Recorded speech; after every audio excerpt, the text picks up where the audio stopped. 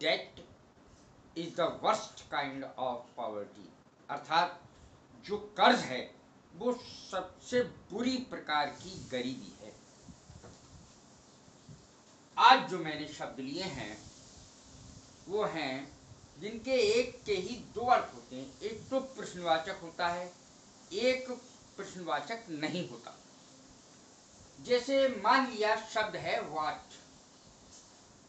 वाट का अर्थ है क्या, और वाट का ही अर्थ है जो। दो अर्थ है तो कंफ्यूज हो जाते हैं। जो शुरू में सीखने वाले हैं, प्रारंभ में सीखने वाले हैं, जिन्होंने शुरुआत ही की है, वो थोड़े से कंफ्यूज हो जाते हैं। क्या कंफ्यूज हो जाते हैं? वो मैं आज कंफ्यूजन दूर कर दूंगा। व्हाट आर यू रीडिंग, शुरू में व्हाट आएगा, उसके बाद सहायक क्रिया आएगी, उसके बाद कर्ता आएगा और उसके बाद मुख्य क्रिया आएगी। तो इस प्रकार से ये प्रेजेंट कंटिन्यूअस का टेंस है। व्हाट आर यू रीडिंग, तुम क्या पढ़ रहे हो। प्रश्न पूछने के लिए व्हाट शब्द का प्रयोग, क्या उसका अर्थ होगा। अब देखें जो, इसका ही अर्थ जो भी होता है, तो उसका यूज कैसे करेंगे। What is done is done, जो हो गया सो हो गया, खाक डालो। What is done is done, जो हो गया उस पर खाक डालो। कम व्हाट मे, चाहे जो हो जाए, चाहे जो हो जाए। आई विल गो देयर, मैं वहां जाऊंगा। कम व्हाट मे, चाहे जो हो जाए, इसका अर्थ है कम व्हाट मे का अर्थ है चाहे जो हो जाए। व्हाट इज डन, जो हो गया हो गया। तो इस प्रकार से यहां पर इसका जो अर्थ आया। अब देखें व्हाट एवर का अर्थ जो कुछ होता है। व्हाट एवर, जो कुछ। You can eat what ever you like, तुम खा सकते हो जो कुछ तुम चाहो। जो कुछ तुम चाहो खा सकते हो। व्हाट एवर यू से इज राइट, जो कुछ तुम कहते हो सही है। व्हाट एवर यू से इज राइट, जो भी तुम कुछ कहते हो सही है। You can eat what ever you like, जो कुछ तुम पसंद करते हो, जो कुछ तुम खाना चाहो, पसंद करते हो, खा लो। अब है शब्द विच। विच के भी दो अर्थ हैं, जो और कौन सा। देखें इसका अर्थ सेंटेंसेस में पिरो करके कैसे बनता है। You can take the book which is on the table, तुम जो किताब चाहो, जो किताब मेज पर पड़ी है ले लो।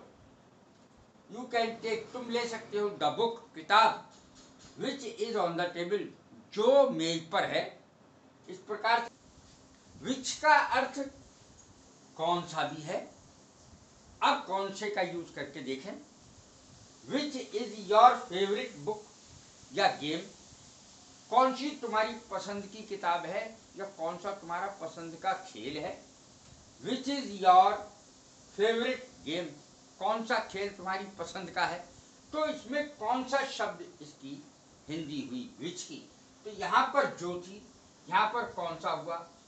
अब कुछ स्थान पर जब की अर्थ भी आता है इसका। जैसे my servant comes in the morning, मेरा नौकर सुबह सवेरे आता है। एट विच टाइम, जिस समय। I am asleep, I am asleep, मैं सो रहा होता हूं। एस्लीप, सोते रहना।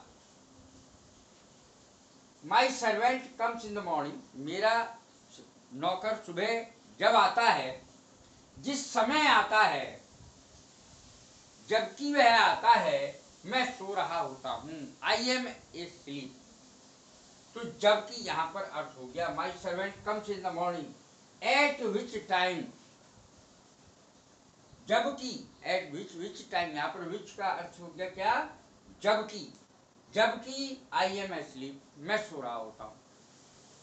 अब देखें विच एवर का अर्थ जो भी, विच एवर का अर्थ है जो भी। Take whichever picture you like, ले लो कौन सी तस्वीर तुम्हें पसंद है, कौन सा चित्र तुम्हें पसंद है, ले लो। Take whichever picture you like, जो पसंद है वो तस्वीर ले लो।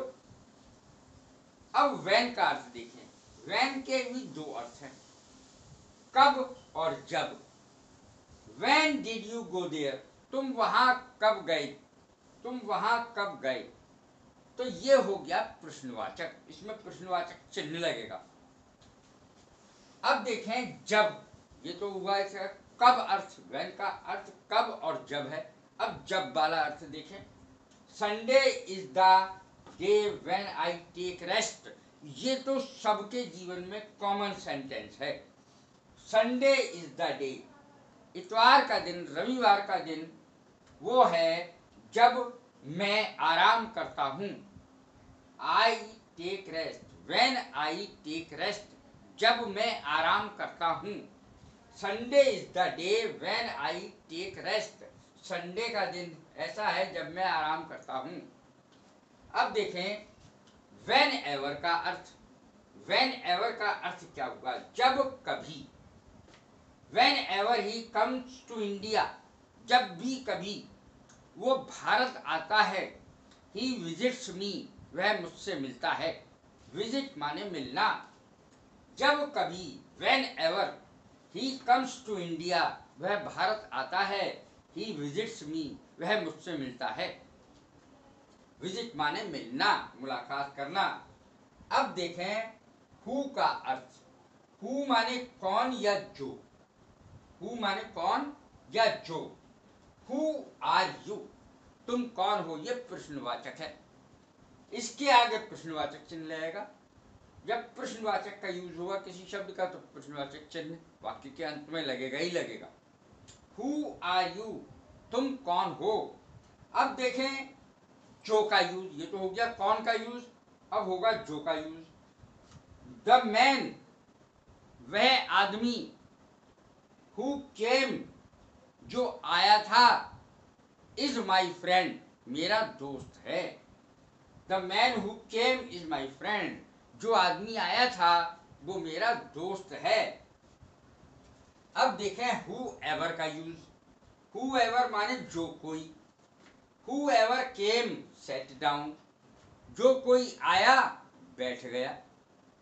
हु एवर, जो कोई। हु एवर केम, जो कोई आया। सेट डाउन, दोनों में पास्ट इंडेफिनिट टेंस है। हु एवर केम, जो कोई आया। सेट डाउन, बैठ गया। अब देखें वेयर का प्रयोग, वेयर के भी दो अर्थ है। नंबर 1 कहां और नंबर 2 जहां।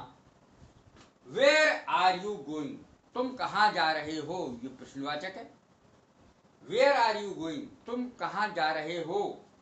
अब देखें दूसरा वाक्य इसका, जिसका अर्थ है जहां। ये तो हो गया कहां वाला, अब है जहां। This is the place where we met, ये वही स्थान है जहां हम मिले थे। यह वही स्थान है जहां हम मिले थे। This is the place where we met, meet की सेकंड फॉर्म है, पास्ट इंडेफिनिट टेंस है। दिस इज द प्लेस, ये वही स्थान है। वेयर वी मेट, जहां हम मिले थे। वेयर एवर का यूज देखें, जिसका अर्थ होता है जहां कहीं। वेयर एवर ही वेंट, जहां कहीं वो गया या जहां कहीं वो गए। पीपल वेलकम्ड हिम, लोगों ने उनका स्वागत किया। वेयर एवर, जहां कहीं। ही वेंट, अब इस पे जोर दे रहा हूं मैं, वेयर एवर, जहां कहीं। ही वेंट, वो गया। पीपल वेलकम्ड हिम, लोगों ने उसका स्वागत किया। अब है वेयर सो एवर, जहां जहां। वेयर सो एवर, जहां जहां, इसका अर्थ हुआ जहां जहां। Wheresoever Gandhi ji went, जहां जहां गांधी जी गए, पीपल प्रेज्ड हिम, लोगों ने उनकी प्रशंसा की। वेयर सो एवर, जहां जहां गांधी जी वेंट, गांधी जी गए, पीपल प्रेज्ड हिम, लोगों ने उनकी प्रशंसा की। ये भी यहाँ पर पास्ट इंडेफिनिट का टेंस है, अर्थात पास्ट इंडेफिनिट क्या होता है, जब कर्ता आए और कर्ता के सीधे बाद वर्ब की सेकंड फॉर्म आए, तब वो सेंटेंस जो है पास्ट इंडेफिनिट का होगा।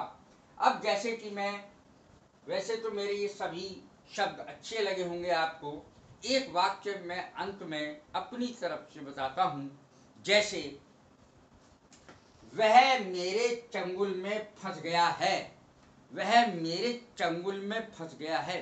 चंगुल की अंग्रेजी होती है क्लच, क्लच, क्लच तो शब्द सुना होगा, गाड़ियों में होता है क्लच, यहां पर इसका अर्थ है चंगुल, क्लच का अर्थ चंगुल।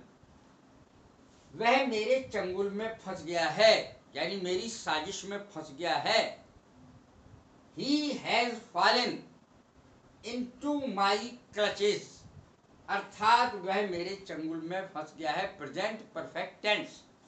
He has fallen into my clutches, वह मेरे चंगुल में फंस गया है।